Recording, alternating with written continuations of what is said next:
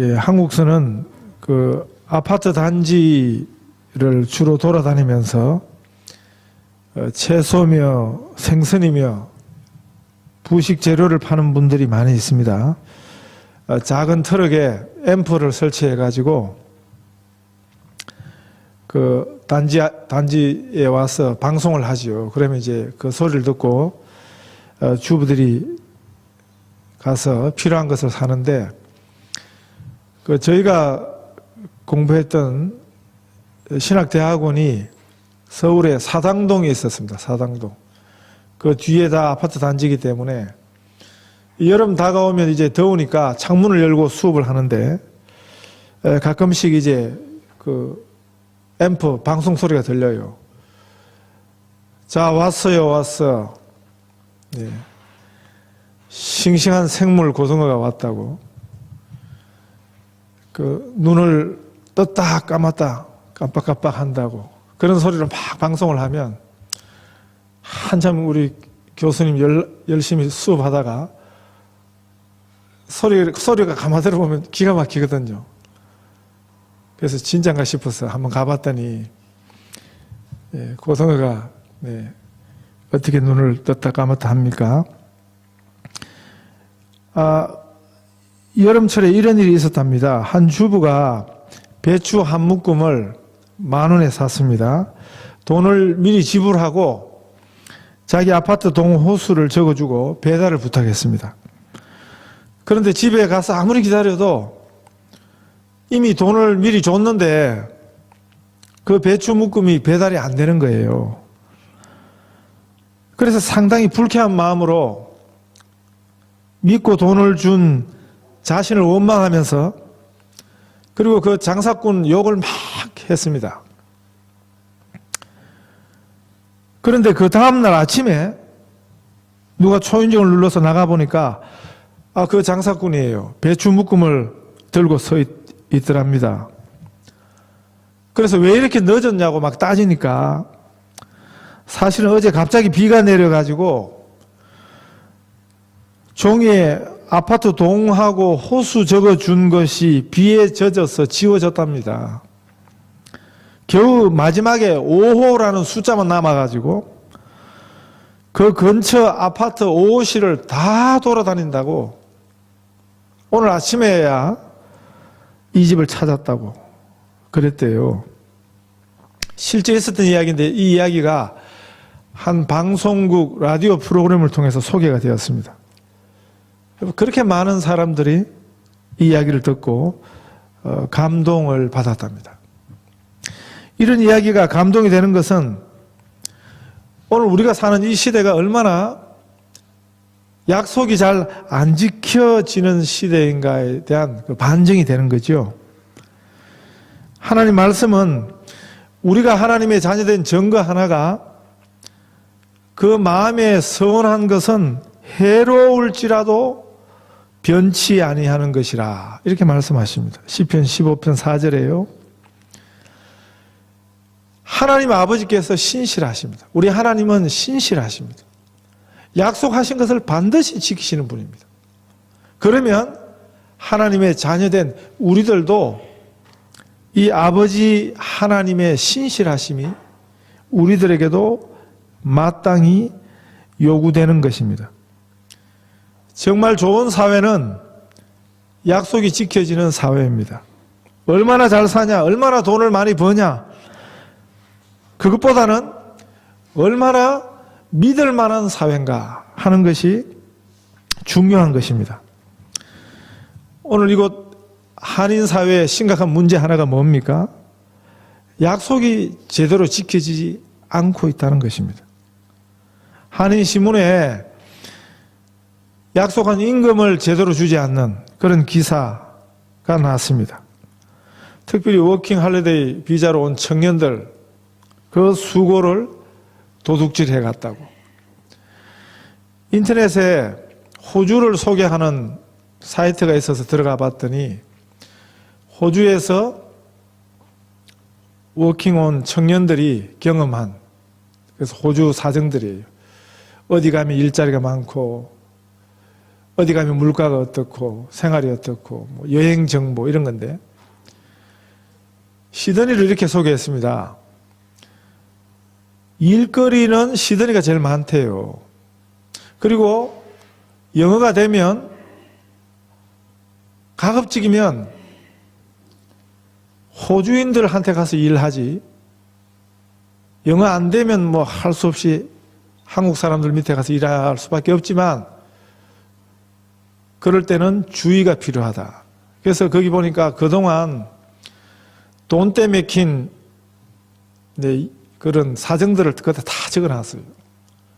어떤 방법으로 시드니의 한인 사업가들이 어떤 방법으로 청년들 돈을 떼먹는가, 또 뭐 여러 가지가 다 적혀 있어요. 얼마나 부끄러웠는지. 뭘 해도 더 이상 말만 가지고는 서로 믿을 수 없는 사회가 되고 말았습니다. 이런 세상 가운데서 이렇게 믿을 수 없는 이 어두운 세상, 썩은 세상 가운데서 예수님은 우리 교회들어, 또 우리 성도들어, 너희는 이 세상의 빛이라, 너희는 이 세상의 소금이라고, 이 세상 가운데 자리에 있는 우리의 정체를 말씀해 주셨습니다. 그런데 통탄할 일은 교회의 신뢰도 땅에 떨어지게 되었다는 것입니다.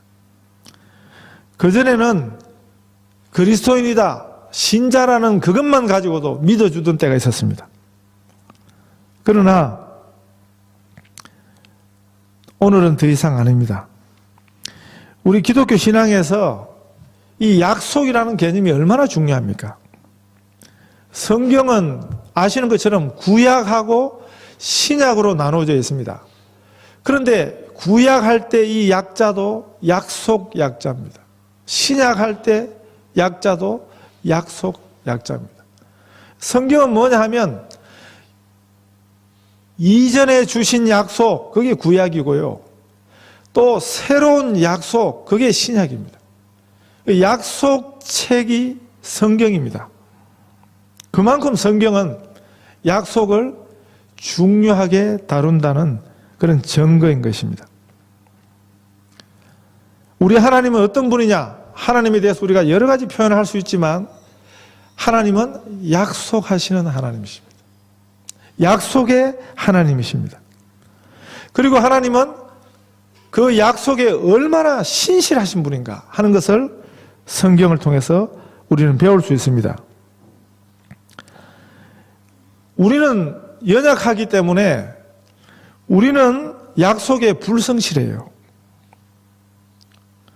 오늘 우리들이 많은 약속을 하고 있습니다만은 우리에게 이익이 있을 때 그 약속을 지키려 들지요. 조금이라도 불리해진다 싶으면 아무리 약속했다 할지라도 그 약속을 자꾸 잊어버리고 싶어 하는 것입니다. 오늘 본문에서 하나님께서 하나님이 주신 축복의 약속입니다. 아브라함이 반문한 거지요. 그 약속을 어떻게 알겠습니까? 그 약속에 대한 보증으로 이 약속이, 이 언약이 반드시 이행할 것이다 하는 표징을 하나님께서 아브라함에게 주신 것입니다. 어린아이들이 약속할 때 새끼손가락 걸고 또 엄지 가지고 도장 찍지요. 그리고 또 요즘 또 보니까 뭐 손등을 가지고 또 복사까지 하고 또 뭐 하나 더 하더라고요. 그게 뭡니까? 이거 하나 가지고 못 믿겠다는 거죠. 이거 하나 가지고 또 이거 또 손등 비비고, 네? 그런다고 또 다 믿는다는 것입니까? 그렇게 철저하게 약속을 해도 우리 어른들이 아이들하고 한 약속을 잘 지켜주지 못할 때가 많습니다. 그런데 우리 하나님은 아브라함에게 하나님 자신을 위해서 3년 된 암소와 3년 된 암염소와 3년 된 수양, 산비둘기, 집비둘기 새끼를 취하라. 그렇게 말씀하셨습니다. 9절에. 그리고 아브라함은 그 모든 것을 취하여서 그 중간을 쪼개고 그 쪼갠 것을 마주 대하여 놓았다 그랬습니다. 한번 상상을 해 보십시오. 이게 뭐냐면 아브라함 시대에 고대 근동 그 시대 사람들이 약속을 하고는 약속 이행을 표징하는 한 중요한 표징이었습니다. 우리는 새끼손가락에 엄지에 이거지만 그 시대 사람들은 짐승을 둘로 쪼개가지고 그렇게 벌려놓은 것입니다. 아브라함이 이해하고 있던 그 시대의 약속법을 하나님이 하신 것이에요.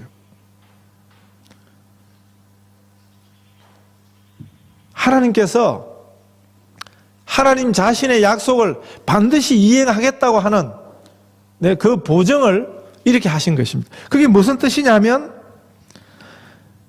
그 짐승을 둘로 쪼개놓은 거 아닙니까? 그 앞에서 하는 약속의 의미는 뭡니까? 약속을 지키지 않으면 이렇게 쪼개지겠다는 거예요. 아주 무시무시한 약속이죠. 아이들하고 약속하실 때는 절대 이런 흉내 내시면 안 됩니다. 성경적이라 이래가지고 닭 한 마리 사가지고 쪼개가지고 내가 약속 안 지키면 내가 이렇게 될게. 옛날 아브라함 시대는 그 시대 사람들이 그렇게 약속을 했다는 거죠.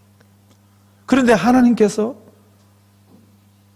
얼마나 놀랍습니까? 하나님께서 아브라함에게 그렇게 약속 이행을 보증하신 것입니다. 아마 이런 걸 볼 때 사람들이 변하지 않은 것 같아요. 오늘도 약속 어기는 사람들이 많고 아브라함 시대에도 얼마나 약속을 어겼으면 그렇게 무시무시한 방법으로 약속을 하겠다고 약속대로 약속을 이행하겠다고 그렇게 신용을 했겠습니까? 하나님의 약속의 내용이 뭐냐면 가나안 땅을 아브라함 후손들에게 아브라함의 자손 후손들에게 주겠다는 약속이었습니다. 그런데 그 약속은 언제 이루어지냐면 400년 후에 이루어지는 약속입니다. 당장 내일을 두고도 하는 약속도 잘 못 믿는 우리들이 어떻게 400년 후에 일어날 약속을 잘 믿을 수 있겠습니까? 그래서 하나님께서 반드시 그 약속을 이루겠다 하는 그런 표징을 주신 것 같습니다. 아브라함은 그 하나님의 임재를 보고 심히 두려워하게 되었다 그랬고요. 두려워함으로 그 하나님의 영광을 경험한 것입니다. 그리고 그 약속을 믿게 된 것입니다. 아브라함이 하나님을 믿도록 하나님의 그 약속을 온전히 믿도록 그 믿음을 하나님이 주신 것입니다. 아마 이제 눈치를 채실 것입니다. 우리가 성경을 찬찬히 읽어 내려올 때 계속 이런 것들이 나오는 것입니다. 아브라함에게 그 믿음이 아브라함이 스스로 가진 믿음이 아니고 하나님께서 아브라함에게 믿음을 주시고 있다 하는 거죠. 오늘 예수 믿는 우리들이 가진 우리의 구원에 대한 결정적인 근거가 무엇입니까? 그것은 바로 예수님의 십자가입니다. 십자가는 그냥 표식이 아니에요. 구원의 보증입니다. 우리가 반드시 구원받는 가장 중요한 하나님의 표징이 십자가입니다. 그래서 우리가 십자가의 의미를 잘 알아야 되는 것입니다. 십자가가 우리 구원의 바로 표징입니다. 만약 우리 구원의 확신을 우리에게 있는 어떤 표징들에 둔다면 그 구원은 얼마나 불안한 것이 될까요? 아마 지난주, 이번주 한 2주여간에 시드니 지금 한국에서 이단 전문가들이 와 있습니다. 뭔 세미나 한다고. 대표적인 한 이단이 구원파입니다. 구원파. 그들의 구원의 확신의 표를 구원파에서는 어떻게 가르치냐면 구원받은 자는 증거가 뭐냐면 죄책감이 하나도 없어야 된다는 거죠. 죄책감이 있으면 구원 못 받았다는 거예요. 죄책감이 하나도 없으십니까? 네. 죄책감이 있다는 것은 뭡니까? 죄 문제로 아직 고민하고 있다는 증거니까. 그래서 구원 못 받았다. 그게 구원파가 가르치는 거예요. 듣기에는 그럴듯하지만 이 말은 새빨간 거짓말입니다. 잘못되어도 아주 잘못된 가르침입니다. 구원파의 구원론이 왜 틀렸냐 하면 결정적으로 틀린 이유가 구원받은 증거가 자신에게 있기 때문이에요. 죄책감이 하나도 없다. 자신에게 있기 때문에 자신에게 있는 그 깨달음을 가지고 구원을 확신하기 때문에 구원파의 그 교리가 틀린 것입니다. 구원의 근거를 하나님의 것에 둬야지, 구원의 근거를 변하지 않는 하나님께 둬야지, 우리에게 있는 것으로 두면 우리 것은 항상 변해요. 네? 죄책감요. 우리가 잘 생각하면 죄책감을 이길 수 있지만, 그러나 죄책감이 드는 것은 그건 어쩔 수 없는 것입니다. 왜요? 인간이기 때문에. 우리의 마음 먹은 것, 우리가 깨달은 것, 그거 다 변한단 말입니다. 제가 존경하는 대학 교수 장로님 한 분 계신데 아주 한국 교계에서 유명한 분입니다. 그분이 그런 얘기 하셨어요. 제가 그분을 참 존경해서 그분이 지은 책, 그분은 설교 장로입니다. 설교 장로. 신학 박사 학위를 가진 분이고 서울대학에서 교수하시고 지금 이제 명예교수로 계시지만, 그러나 그분은 신학자였습니다. 그래서 그분은 아주 특별한 장로죠. 그래서 자신이 섬기던 교회에서 그전에는 목사님하고 격주로 설교를 했어요. 그런데 이분이 설교를 더 잘하셨어요. 그래서 우리가 신학생 때 그분 책을 노는 족속 다 사서 봤는데, 근데 한참 후에 그분이 그런 얘기 하셨어요. 자기가 10년 전, 20년 전에 내놓은 책을 보니까 거짓말을 많이 했더라는 거죠. 그 책 사본 우리는 어떻게 되겠습니까? 근데 본인이 그렇게 실토하는 거죠. 10년 전, 20년 전에는 틀림없이 맞다고 생각하고 낸 책이 10년 지나고 20년 지나고 보니까 부끄러워가지고 그걸 다 칼수만 있으면 그 책을 다 회수하고 싶더래요. 그 말이 뭡니까? 우리가 생각하는, 우리가 확신하는, 우리가 깨닫는, 우리가 맞다고 생각하는 그런 것들이 변하더라는 것입니다. 그래서 사실 우리 것에 근거해서 구원을 확신하는 것은 그것만큼 위험한 것은, 불안정한 것은 없다는 것입니다. 하나님의 것에 확신, 하나님의 말씀에, 우리 하나님 자신의 것에 근거해야 되는 것입니다. 그래야 변하지 않는 것입니다.